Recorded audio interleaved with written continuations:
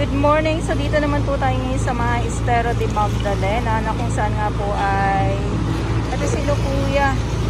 So ito yung ano nila, ito yung kanilang ginagawang paglilinis ng estero. So dito sa kabilang side, hindi na po tayo makakapag-update gawa ng sarado. So dito kasi ay may mga halaman na tanim dito sa kabila.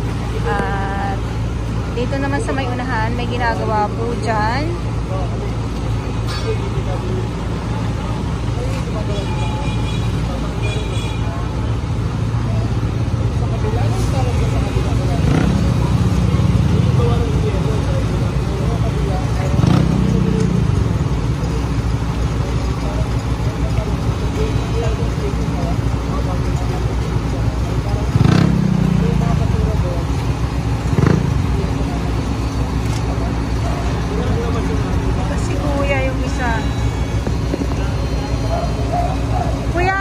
Everyday ba kayo dito, Kuya?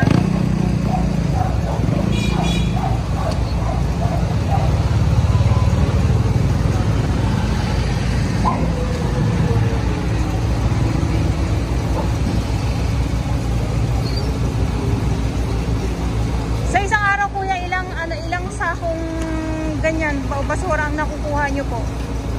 Depende po sa ng dami ng basura po. Okay. So, pag marami po tayo ng bukso ng mga basura, Opo. mga isandaang sako po. Sa isang araw? Isang peraso. Okay. Ang dami nun, ha? Kaya kadalasan po mga 50 sako. Kadalasan 50 sakong ano. Medyo pag tapsa yung mga basura, bakit naman sa dami. Okay. Thank you, Kuya.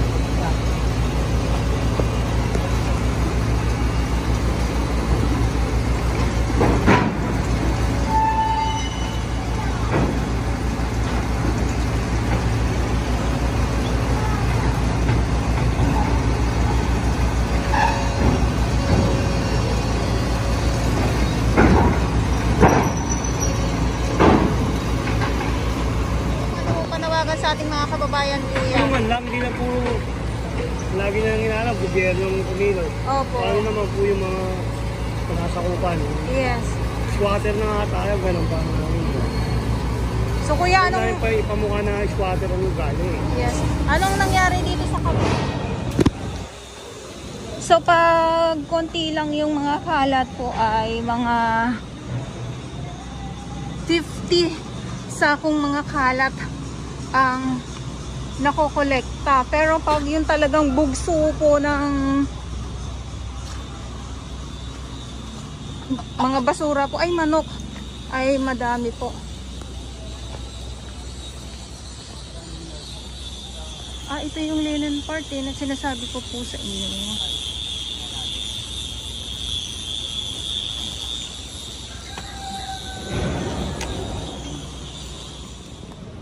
Ayan, so dito na nga po tayo sa may kabilang side, dito sa may Estero de Magdalena. Walang katapusang mga basura po.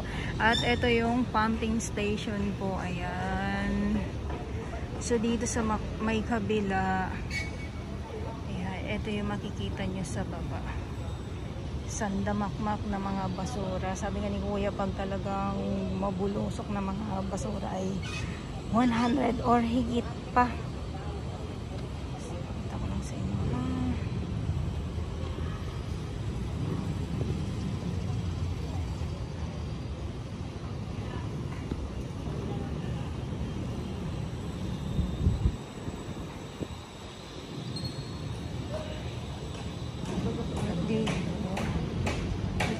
Pakita ko lang po sa inyo. Ayan. Ito yung binabanggit ko po sa inyo na ito yung binabanggit ko po sa inyo na may linen part na hindi tayo na maka-diretso hanggang dulo. Parang tumawid-tawid pa ako dito dati,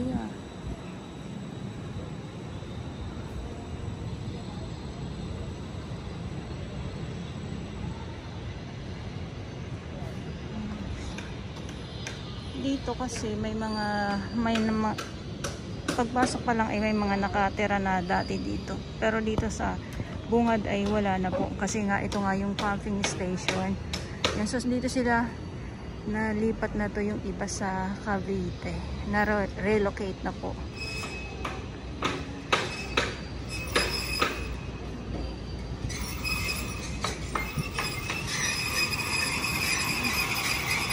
Nagulat ako, may biglang bumaba. Galing nila kuya. Dito tayo ha. Estero de Magdalena. Pero ito yung ano.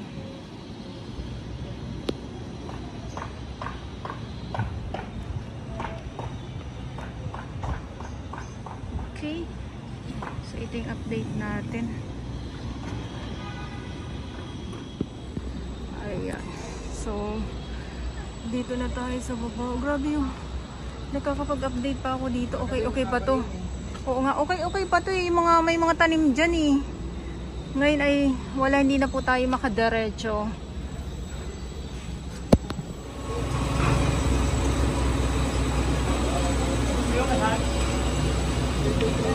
Pati na yun, sama mo na.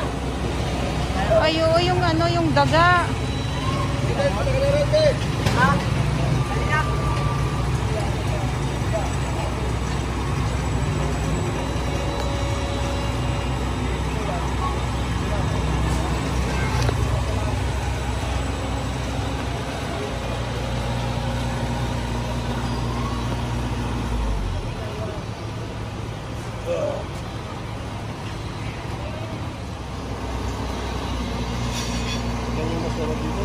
Opo. Pinapa ko yan, yung kabilado.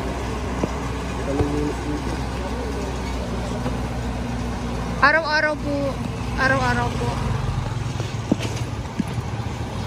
Sa araw-araw na yun tay, ilang ano po, ilang sako po. Kasi sabi ni kuya, pag sobrang dami, nasa 100 daw po. Mahigit po. Oh.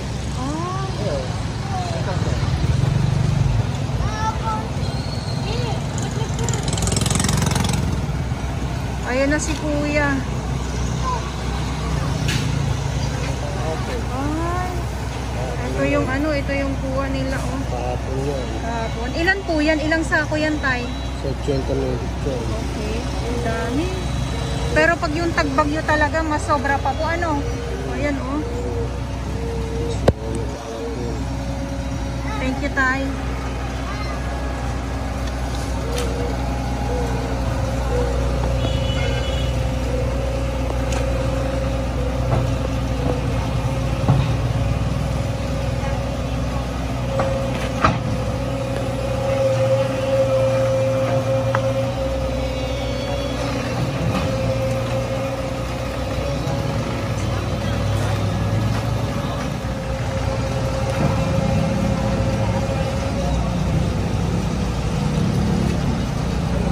So, styro, mga plastic, diaper, iba't ibang mga basura po ang inyong makikita dito.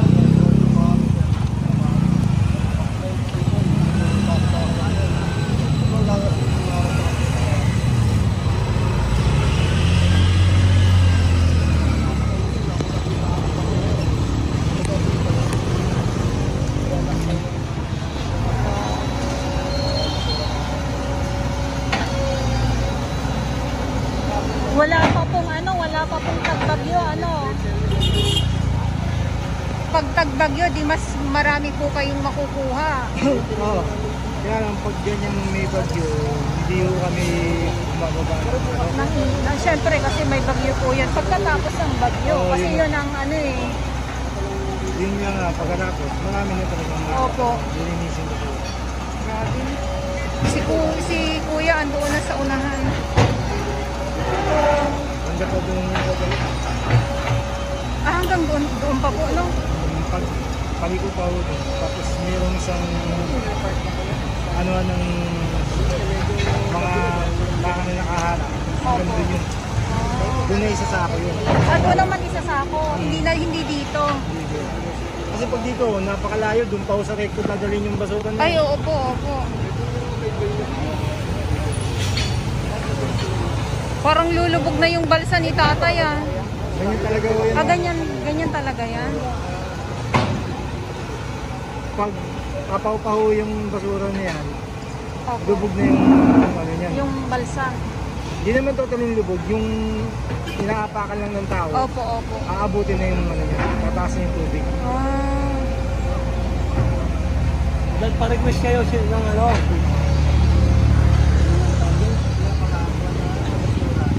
yung plastic. Magic floater. Oo. Ayun yung magic floater kami. Talagang yung lubog siya dyan pag ano, sobrang lubog. Ay, lalagyan ng magic, plastic yung ilalim. Hindi yung floater. Meron nandun. Meron daw kuya. Malalim ba yan? Malalim din yun.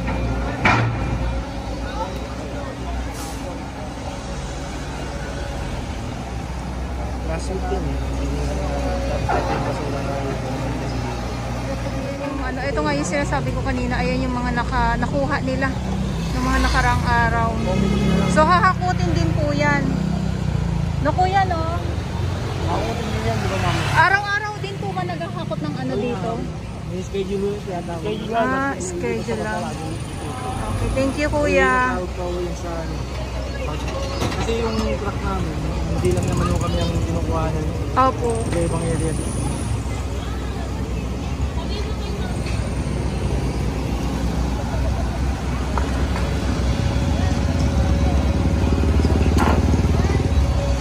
Okay, so ito yung update natin.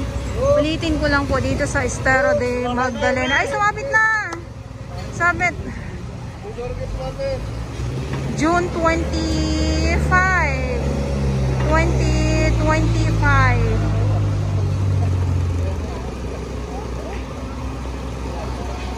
Pag inukan nila,